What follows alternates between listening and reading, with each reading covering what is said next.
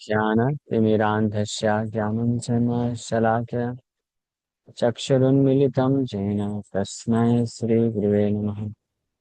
नमः विष्णुपादाय कृष्णपृष्ठाय भूतले श्रीमते भक्तिवेदान्तस्वामिन्निति नामिने। नमस्ते सारस्वते देवे गौरवाणी प्रचारिणे निर्विशेषा शून्यवादी पाश्चात्यदेशतारिणे। जय श्री कृष्ण चैतन्य प्रभु नित्यानंद श्री अद्वैत गदाधर श्रीवासादि गौर भक्त वृंदा। हरे कृष्णा कृष्णा कृष्णा हरे हरे, हरे राम राम राम हरे हरे। हरे कृष्ण। सो आप सभी भक्तों का हार्दिक स्वागत है। आज के भगवद गीता की चर्चा में हम लोग चर्चा कर रहे हैं श्रीमद् भगवद गीता चैप्टर 2 टेक्स्ट 59। तो कल हम लोग चर्चा किए थे श्लोक पे, यदा समहरते चायम कूर्मो अंगानि व सर्वशः इंद्रियाणि इंद्रियार्थेभ्यः तस्य प्रज्ञा प्रतिष्ठिता। जब कोई व्यक्ति अपने इंद्रियों को इंद्रियाणि इंद्रियार्थेभ्यः कूर्म अंगानि व सर्वशः, जिस प्रकार से कूर्म कच्छप होता है अपनी इंद्रियों को समेट लेता है जरूरत ना पड़ने पे, और उसी प्रकार से जो व्यक्ति अपनी को इंद्रियों के आवश्यकता ना होने पे यानी कृष्ण की सेवा के लिए अगर जरूरत ना है तो उसको समेट लेता है, जिसको इस्तेमाल नहीं करता है, तो उसको प्रज्ञा प्रतिष्ठिता बोला जाता है कि वो वास्तविक रूप में दिव्य चेतना में स्थित है। इसके विपरीत अब भगवान आज के श्लोक में वर्णन करने वाले हैं। इसके विपरीत ऐसे लोगों का क्या होता है जो इंद्रिय भोग करने के कारण कष्ट होने पे, फ्रस्ट्रेशन होने पे समस्त इंद्रियों के कार्यों को त्याग देते हैं, तो उनका क्या होता है। और सबसे अच्छा तरीका क्या है अगर कोई अपने इंद्रियों को पूर्ण रूप से संयमित करना चाहता है। क्या करने से व्यक्ति कूर्म की तरह कच्छप की भांति अपने इंद्रियों को जरूरत पड़ने पे तो इस्तेमाल कर सकता है, लेकिन जरूरत ना पड़ने पे उनसे विरक्त रह सकता है। इसका तरीका भगवान यहाँ पे बताने वाले हैं। हालांकि ये तो हमने प्रभुपाद जी की कृपा से पिछले श्लोक में भी चर्चा कर लिया था, बट इसका और विस्तार से थोड़ा चर्चा करेंगे। विषया विनिवर्तन्ते निराहारस्य देहिना रसवर्जम रसोप्यस्य परम दृष्ट्वा निवर्तते। Though the embodied soul may be restricted from sense enjoyment, the taste for sense objects remains. But ceasing such engagements by experiencing a higher taste, he is fixed in consciousness. हालांकि बद्ध जीवात्मा, शरीरधारी जीवात्मा अपने आप को इंद्रियों के भोग करने से भले ही कुछ समय के लिए अपने आप को रोक दे, आर्टिफिशियली, आर्टिफिशियल रिप्रेशन इसमें बोलते हैं। One may repress one senses from sense enjoyment artificially. हाँ, बट कृष्ण बोल रहे हैं यहाँ पे the taste for sense objects remains, but रस वर्जम रसोअप्यस्य, लेकिन रस फिर भी रह जाता है। लेकिन अगर कोई व्यक्ति हायर टेस्ट, उच्च रस को प्राप्त करता, अनुभव करता है, फिर वो बड़ी आसानी से जो है सेंस एंजॉयमेंट के कार्यों को त्याग पाता है। और इस स्थिति को जो प्राप्त करता है उसको बोला जाता है he is fixed in consciousness. ऐसा व्यक्ति वास्तव में दिव्य चेतना में स्थित है।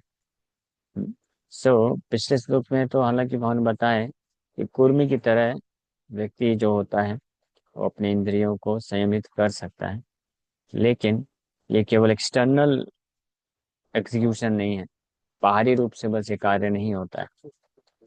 जैसे जैसे कोई व्यक्ति है जिसको खाने के लिए डॉक्टर ने कुछ मना किया है कि आप ये नहीं खा सकते हो। जैसे कभी कभी किसी व्यक्ति को ऐसी व्याधि हो जाती है कि डॉक्टर बोलता है आप नॉनवेज नहीं खा सकते हो, तो वो प्योर वेजिटेरियन बन जाता है। But that does not mean, या he has lost the taste for eating non veg. तो इस प्रकार के, हालांकि वो नहीं खा रहा है, तो वो क्यों नहीं खा रहा है? ये सेंस रेस्ट्रिक्शन कर लिया है because of frustration, because of fear of this misery, दुख मिलने के डर के कारण वो छोड़ सकता है। हाँ, बट लेकिन इसका मतलब ये नहीं कि उसने वो टेस्ट को खो दिया। टेस्ट फिर भी रह जाता है। लेकिन जो व्यक्ति होते हैं, जो भगवत भक्त होते हैं, जो ऑटोमेटिकली खाना चाहे तो खा सकते हैं, कोई उनको व्याधि नहीं, लेकिन फिर भी वो लोग नहीं खाते हैं। That means they have lost taste. So भगवान उस प्रकार का जो है वैराग की बात कर रहे हैं, not just externally ceasing engagement of sense enjoyment, केवल बाहरी रूप से इंद्रिय भोग के कार्यों को बस त्याग देना ये पर्याप्त नहीं है। परफेक्ट चेतना, परफेक्ट कॉन्शियसनेस, पूर्ण चेतना को प्राप्त करने के लिए ये प्रमाण नहीं है। लेकिन जब कोई व्यक्ति इस प्रकार से इंद्रिय भोग को त्याग पाता है कि उसमें उसको इंद्रिय भोग करने में रस नहीं मिलता है, ही हैज नो डिजायर, तब वास्तव में बोला जाता है कि वो दिव्य चेतना में स्थित है। लेकिन ये कौन कर सकता है? ये वही व्यक्ति कर सकता है जिसने हायर टेस्ट एक्सपीरियंस किया है, उच्च रस को अनुभव किया है। वही व्यक्ति ये कार्य कर सकता है, अन्यथा ये संभव नहीं है। तो इसलिए यहाँ पे भगवान बता रहे हैं कि विषया विनिवर्तन्ते। विनिवर्तन्ते मीन्स निवर्तते। निवर्तते मीन्स त्याग देना। विनिवर्तन्ते, पूर्ण रूप से भी कोई त्याग देता है तो भी कभी कभी कोई विषय भोग को पूर्ण रूप से त्याग देता है। और हाँ, किस प्रोसेस के द्वारा? निराहारस्य। निराहारस्य मतलब बिना आहार के। हाँ, इट्स लाइक फास्टिंग। कोई व्यक्ति हो सकता है कि एकादशी के दिन निर्जला फास्टिंग करे, but that does not mean he has no hunger. ऐसा मतलब तो नहीं इसको भूख नहीं लगी, भूख तो लगी। हम्म, लेकिन लेकिन भूख नहीं लगता, पहले से मान लेते कि एकादशी। अच्छा, एक भूख तो लगता है, फिर भी वो भारी रूप से त्याग देता है। लेकिन मन में क्रेविंग रहता है, उसको इच्छा होती है कि खाना है। या कई बार देखा गया है कि कोई व्यक्ति फास्टिंग करते हैं, अगले दिन का प्लानिंग करते हैं, फास्टिंग करते वक्त भी कि अगले दिन में ये खाऊंगा, है ना। जैसे उस दिन वो बोल रहे थे ना कि अभी तो आज फास्टिंग है, शाम को फीस्ट बना था, तो बोले ये आइटम बचा के रखना सुबह हमारे लिए। कौन? उनके को बोल रहे थे ना। तो हाँ, इसको बोलते हैं कि हालांकि फास्टिंग तो कर रहा है लेकिन टेस्ट है, इसलिए अगले दिन का प्लानिंग कर रहा है। तो इस प्रकार से इस संसार में कुछ लोग होते हैं जो भौतिक भोग को त्याग देते हैं या संन्यास ले लेते हैं, सब कुछ छोड़ देते हैं। लेकिन वो ये क्यों करते हैं? With the desire to be able to enjoy further, either in next life, अगले जीवन में, और अच्छे तरीके से एंजॉय करने की भावना से त्यागते हैं। तो इस प्रकार का जो रिनंसिएशन है या वैराग्य है, ये वास्तव में पूर्ण नहीं है। ऐसे व्यक्ति को पूर्ण रूप से दिव्य स्थिति को प्राप्त किया है ऐसा बोल नहीं सकते। हाँ, तो प्रमाण क्या है? प्रमाण यही है कि यहाँ पे भगवान स्पष्ट बता रहे हैं, ये बहुत इंपॉर्टेंट चीज है। यहाँ पे भगवान स्पष्ट बोल रहे हैं कि जब तक हायर टेस्ट परम दृष्टवा, परम मतलब सुप्रीम हायर टेस्ट, वो हायर टेस्ट क्या है? कृष्ण कॉन्शियसनेस, कृष्ण भावना मृत रूपी जो है उच्चतम स्तर का रस जिसने प्राप्त नहीं किया है, तो उसका जो तथाकथित वैराग्य भी है, so called renunciation of sense enjoyment, that is not actually complete and perfect.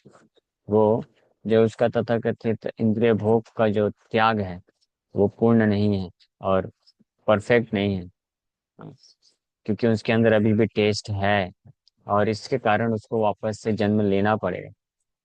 हाँ, इसलिए ये श्लोक मायावादियों का ये जो मिथ्या विचारधारा है उसको डिस्प्रूव करता है। क्या मायावादी लोग सोचते हैं कि जैसे ही किसी व्यक्ति ने संन्यास ले लिया उसी समय वो मुक्त हो गया।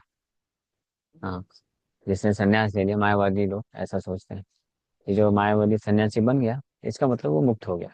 चुप क्योंकि उसने सब कार्य छोड़ दिए ना, सारे कार्य छोड़ दिए, इंद्रिय भोग छोड़ दिए। हाँ। लेकिन गीता के इस श्लोक के द्वारा इस गलत मिथ्या विचारधारा का खंडन कर रहे हैं भगवान, कि ऐसा जरूरी नहीं है कि किसी ने संन्यास ले लिया है, संसार को त्याग दिया है, सारे भौतिक कार्यों को त्याग दिया है, सारे भौतिक भोगों को त्याग दिया है, तो ये जरूरी नहीं कि उस वो जो है मुक्त हो गया है।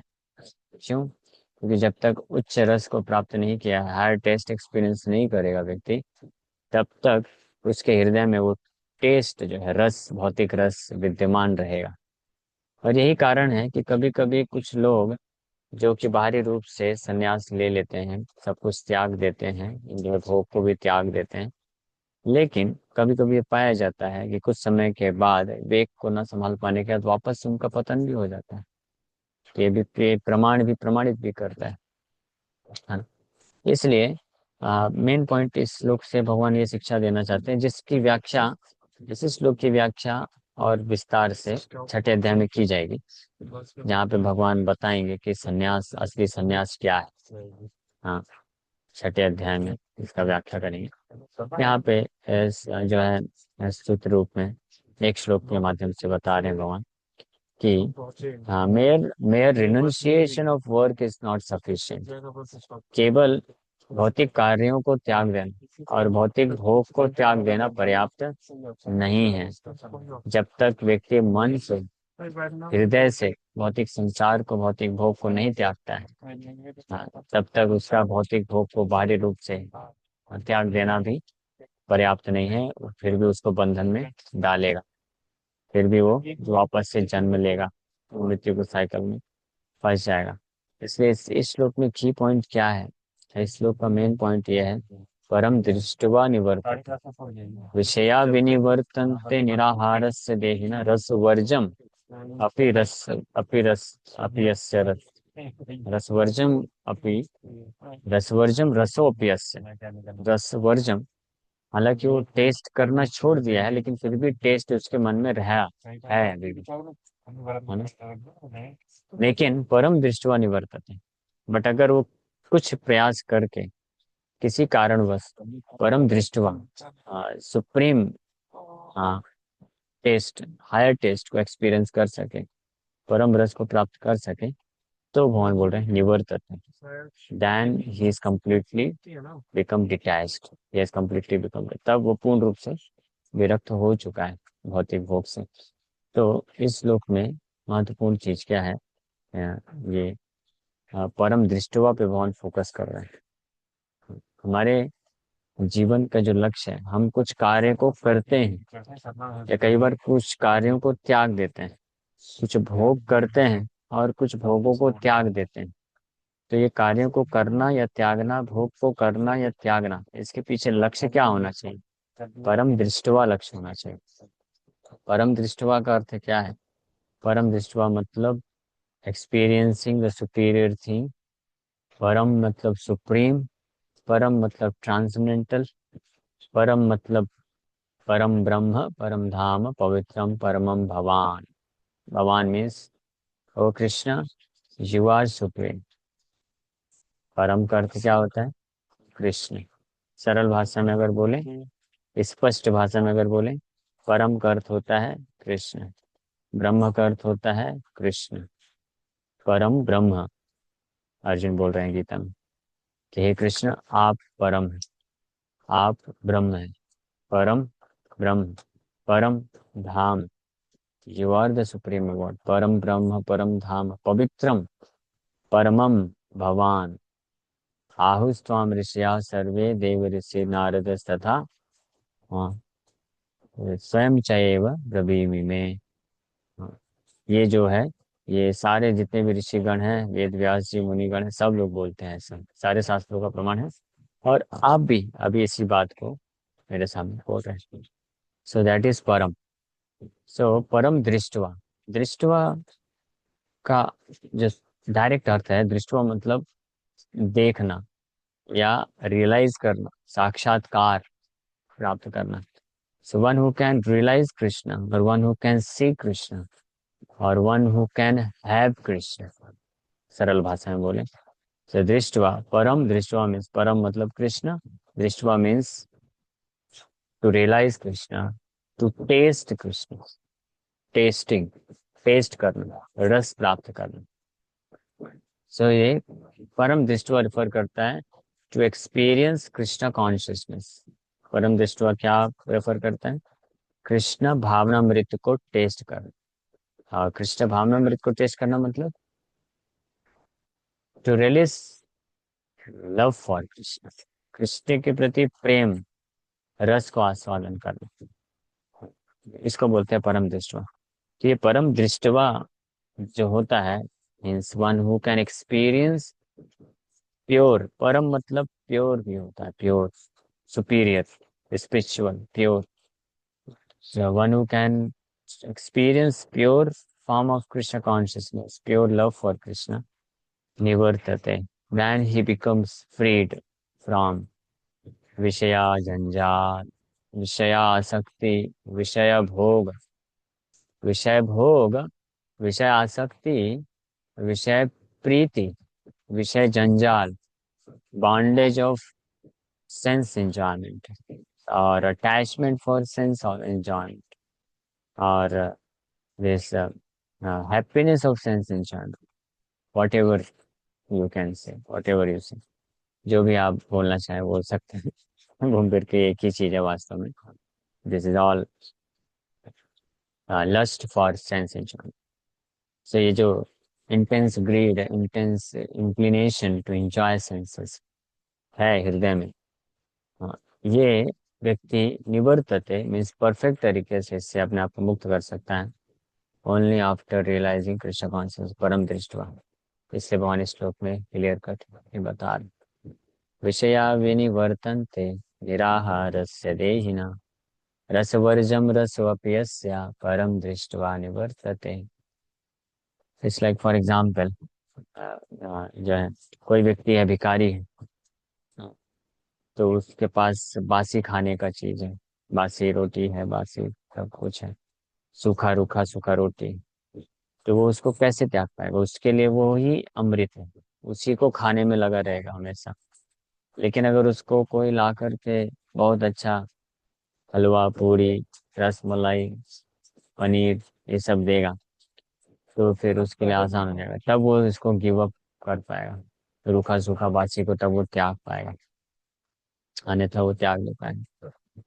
हाँ, दूसरा एग्जाम्पल ले सकते हैं, जैसे कोई छोटे बच्चे होते हैं, वो बहुत शरारत करते हैं, कुछ वो करते हैं, तोड़ फोड़ करते हैं, उनको आप रोक नहीं सकते हैं उनके शरारत को। आप सोचेंगे इसको मैं बांध दूंगा तो रुक जाएगा, नहीं, उसको शरारत करने का जो प्रवृत्ति है वो बना रहेगा। आप कब तक बांध के रखेंगे? 5 घंटे, 10 घंटे, या 20 घंटे? वो जैसे ही खुलेगा वो तुरंत फिर वापस से लग जाएगा। उसी प्रकार से अपने इंद्रियों को कोई व्यक्ति कब तक बांध के रख सकता है?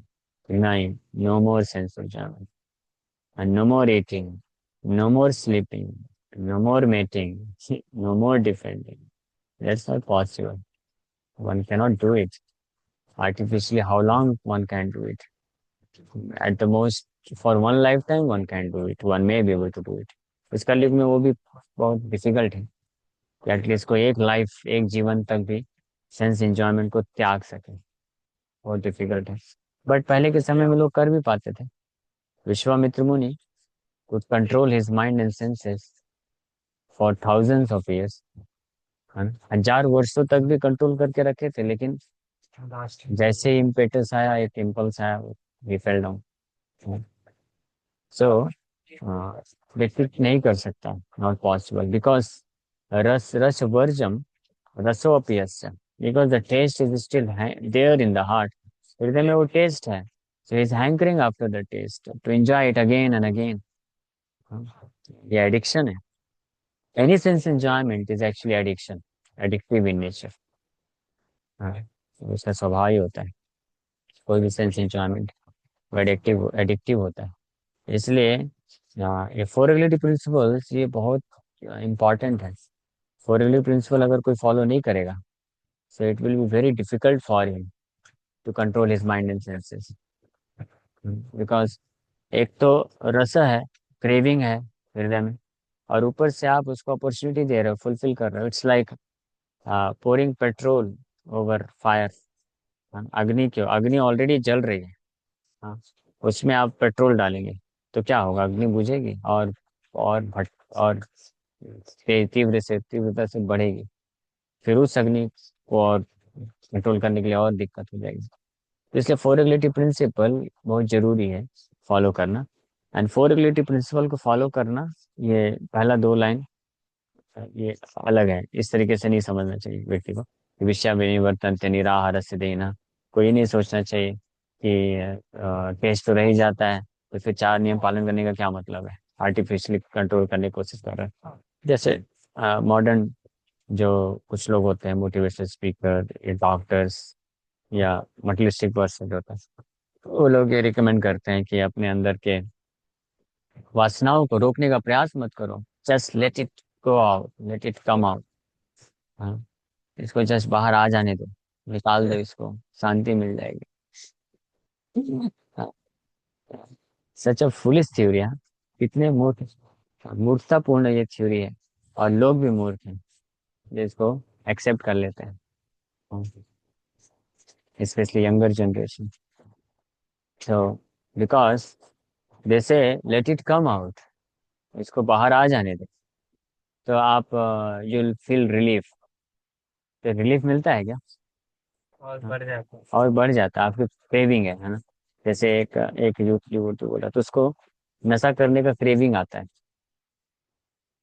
तो वो जो है, मैं बोला तो उसको कंट्रोल करो। मैं बोला नहीं तो जी, कुछ लोग बोलते हैं कि वो क्रेविंग को सेटिस्फाई कर दो तो शांति मिल जाएगी। तो क्रेविंग को कितनी बार तो सेटिस्फाई कर लिया, शांति मिली क्या? नहीं, कुछ समय के लिए तो मिल जाती है कम से कम। तो व्हाट इज द यूज? आप कुछ समय के शांति के लिए अपने आप को और फंसा रहे हो। Is this not foolishness? मूर्खता नहीं है क्या? मूर्खता है। इसलिए क्रेविंग को जो है सेटिस्फाई करने का कोशिश नहीं करना चाहिए, वो भी फुलिशनेस है। और केवल क्रेविंग को आर्टिफिशियली दबा के कोई रखेगा, दैट इज ऑल्सो फुलिशनेस। दोनों चीजें फुलिशनेस, क्योंकि दोनों ही वर्क नहीं करेगा। क्या करना चाहिए, यही भगवान इस श्लोक में बता रहे हैं, परम दृष्टवा निवर्तते।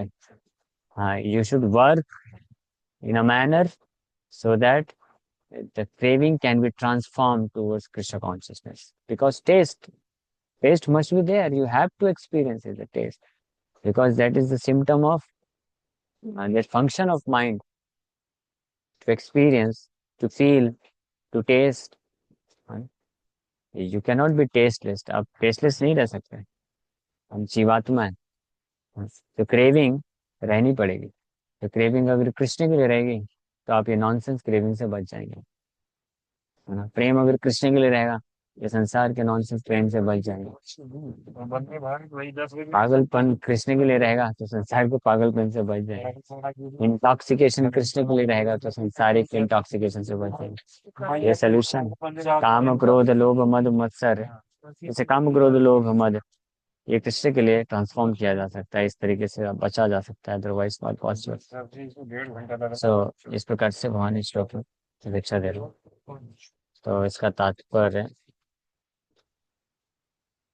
इसका तात्पर्य हम लोग कल पढ़ के और चर्चा करेंगे। तो यहीं पे विराम करते हैं। Thank you very much. Hare Krishna. किसी को का कोई प्रश्न है, पूछ सकते हैं।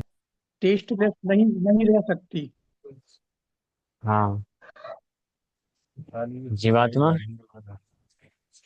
फिर से रिपीट करिए। टेस्टलेस नहीं हाँ, नहीं रह नहीं रह सकते। सकती। यस, क्योंकि कुछ एक्सपीरियंस करना, ये आत्मा का लक्षण है, आत्मा का स्वरूप ही है, सच्चिदानंद बोलते हैं। वेदांत सूत्र में भी बताया गया है, ब्रह्म के बारे में चर्चा करते हुए बताया गया है, ब्रह्म जो है आनंदमय अभ्यासात है। That is a very form of ब्रह्म। ब्रह्म का ये स्वरूप ही है, टू टू टेस्ट समथिंग। इससे हम बने ही हुए हैं, ये हमारा कॉन्स्टिट्यूशनल पोजीशन है। तो जो जो ये किसी व्यक्ति का ये कॉन्स्टिट्यूशनल पोजीशन है, तो भला ये उसके विहीन कैसे हो सकता है? ये पॉसिबल ही नहीं। इट्स लाइक कोई ये बोले कि हाँ, हमें ऐसा नमक दो जो नमकीन ना हो, पॉसिबल ही नहीं। तो इसी प्रकार से आत्मा को एक्सपीरियंसलेस, सेंसलेस, टेस्टलेस करने का प्रयास करना, ये जो अटेम्प्ट है ये नॉन सेंसिकल अटेम्प्ट है, because that's not possible. Living entity, living entity का अर्थ ही होता है इज लिविंग।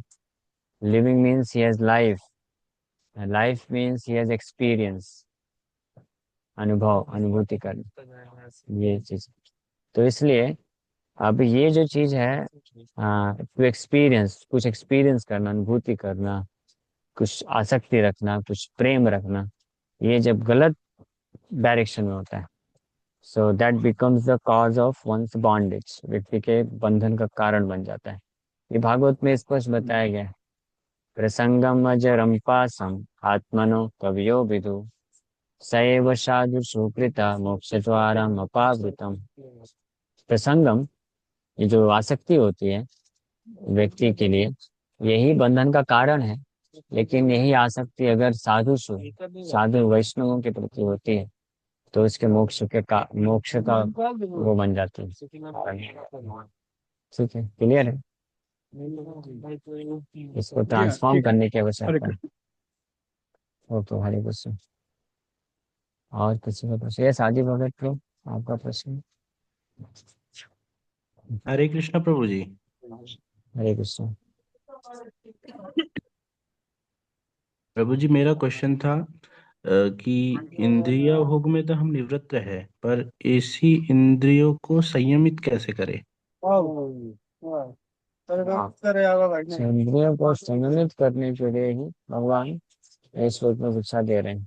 इंद्रियों को उस जगह नियोजित करिए जहाँ पे कृष्ण की सेवा के लिए आवश्यकता है, या कृष्ण भावना भावित बनने के लिए आपको मदद मिलती है। जैसे आंखों का इस्तेमाल, हाँ, सुंदर वस्तु देखने के लिए नहीं करना चाहिए, सुंदर व्यक्ति देखने के लिए नहीं करना चाहिए, क्योंकि उसके द्वारा व्यक्ति आसक्त हो जाएगा, फंस जाएगा। लेकिन इन्हीं आंखों का इस्तेमाल सुंदर कृष्ण के रूप का दर्शन करने के लिए करना चाहिए। जिह्वा का इस्तेमाल जो है कुछ टेस्ट करने के लिए, बहुत अच्छे अच्छे प्रकार का टेस्ट करने के लिए अगर कोई व्यक्ति करेगा तो उससे वो बंधन का कारण बनेगा। लेकिन कृष्ण के प्रसाद को टेस्ट करने के लिए जीवा का इस्तेमाल अगर कोई करेगा तो उससे वो बंधन से मुक्ति का कारण बन जाएगा। उसी प्रकार नाक का इस्तेमाल इस संसार के बहुत सारे इत्र, परफ्यूम हैं और चीजों को सूंघने के लिए करेगा तो व्यक्ति बंधन में फंसेगा। लेकिन अगर कृष्ण के चरण कमलों में अर्पित तुलसी या फूल को सूंघने के लिए करेगा तो वो मुक्ति का कारण बन जाएगा, उसके मुक्त हो जाएगा। इसी प्रकार से सारी इंद्रियों का भागवत में बताया गया, एक एक इंद्रियां जो होती हैं वो व्यक्ति को कैसे फंसा देते हैं। तो इन्हीं इंद्रियों का इस्तेमाल जब कृष्ण के निमित्त कोई करता है तो उसके मोक्ष का कारण बन जाते हैं। ठीक है, क्लियर है? ओके, हरे कृष्ण। तो यहीं पे विराम करें फिर हम लोग। Thank you very much. Hare Krishna.